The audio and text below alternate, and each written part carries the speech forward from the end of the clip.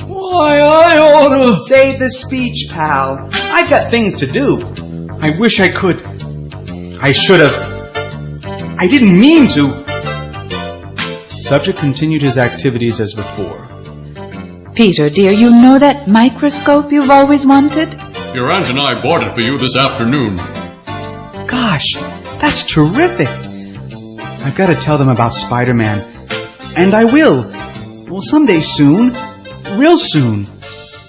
As time passed, Subject's popularity increased. But after that day in the TV studio, a growing uneasiness left me.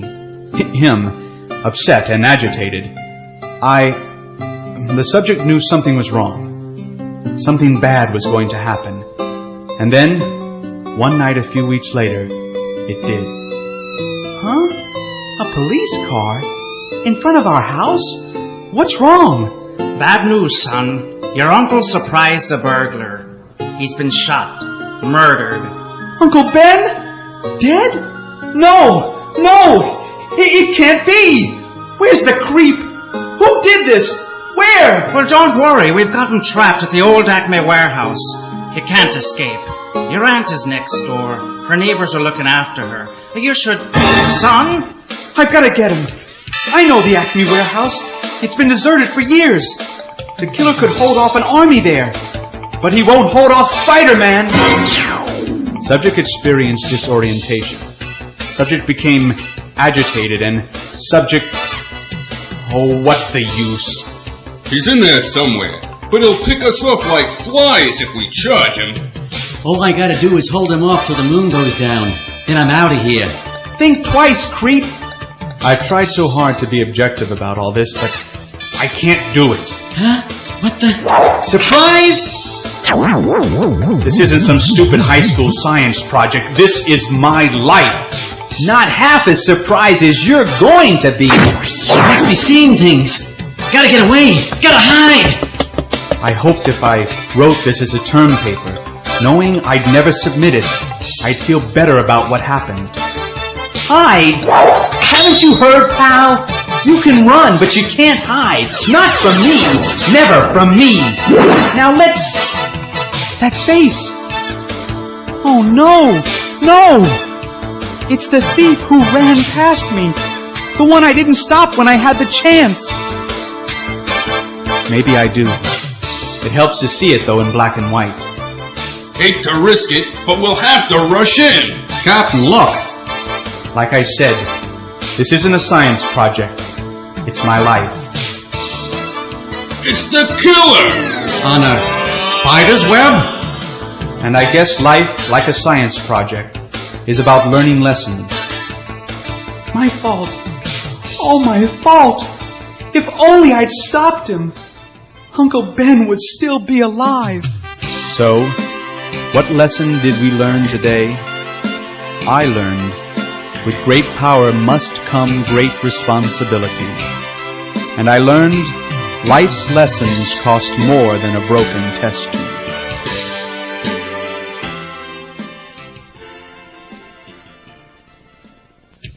Spider-Man possesses many incredible superhuman powers, but the most amazing of all has got to be his uncanny spider sense. It's like having his very own private early detection system because it always warns him of danger. A tingling sensation in the back of his skull. It makes it impossible to sneak up on our hero because he can always sense the exact direction of the trouble. His spider sense can detect potential as well as immediate dangers. It can sense a hidden weapon, as well as a supervillain who is dressed in his civilian identity. It reacts to all threats, even if they're from someone who usually isn't a menace to him. It doesn't discern the nature of any particular threat, but old Webhead can usually tell how much danger he's in by the strength of his response to it. Having a spider sense is also a lot like possessing a personal radar unit. Spider-Man never has to worry about watching where he is walking, because his spider sense always guides him unerringly. Loose boards, creaky stairs, and rotted rafters never trouble our wall-crawling friend, because his uncanny sense always warns him away from them. he is never helpless, not even in total darkness, because his spider sense always prevents him from accidentally bumping into anything or anyone. Other superheroes have to worry about being observed whenever they change into costume, but not our boy. His spider sense would always alert him if his secret identity was in jeopardy. Spider-Man's spider sense is an instinctive response to danger, which always triggers his amazing spider-like reflexes in plenty of time to avoid injury. He moves so fast that he can usually dodge a blow before it is thrown, which explains why it is so rare for anyone to ever hit him. In fact, directed solely by his spider sense and without making any conscious decisions, our hero has been known to avoid prolonged bursts of machine gun fire and computerized, rapidly fired, random discharges from the Hobgoblin's finger blaster. Of course, since his spider sense is an instinctive reaction, Spider-Man can disregard it. But that takes a lot of effort, a conscious decision, and a heck of a good reason. I sense incredible danger behind me. I force myself to ignore it until I can defuse this bomb. Sheesh. Nobody ever said that the life of a friendly neighborhood web-swinger would be easy. Forest Hills, Queens, Monday, 4:35 p.m. We keep a quiet house. Most of the tenants are retired, though of course there's my nephew Peter and his wife Mary Jane.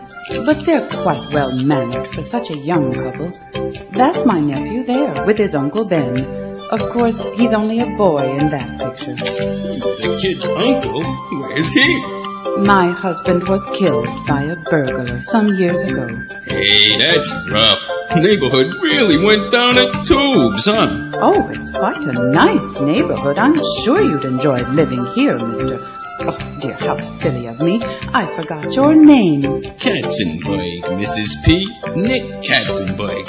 You know, I think I'm gonna love it here. Especially if it helps me to find out how Parker manages to get all those photos of Spider-Man.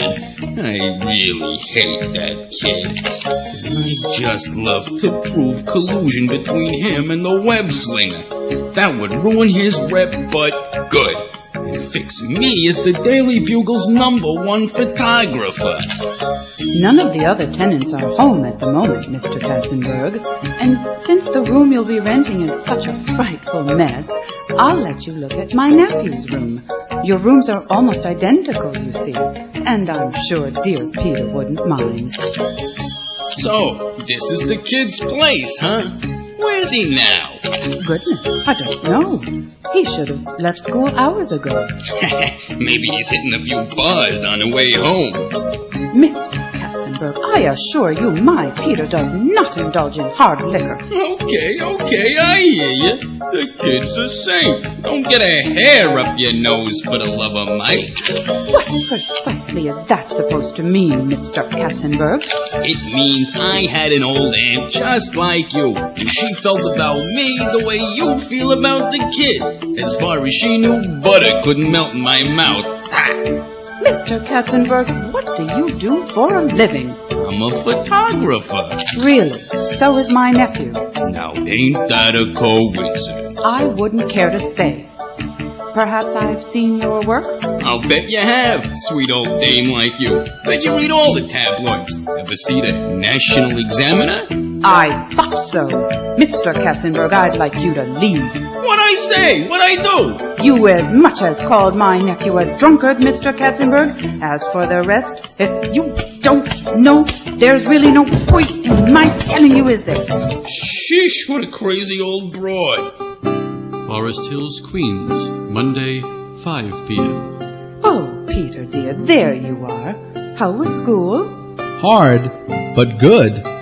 Want to know why I'm late? Oh, tush. You're a grown man, Peter. You don't have to report your whereabouts to me anymore.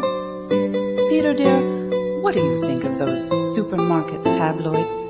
I think they're trash, Aunt May. So do I. They're rude and obnoxious, like some people. If there's one thing I believe in, Peter dear. When we return to A Modern Affair, we'll have a live interview with a retired mailman who claims Martians ate his pension check. It's upholding certain standards of behavior.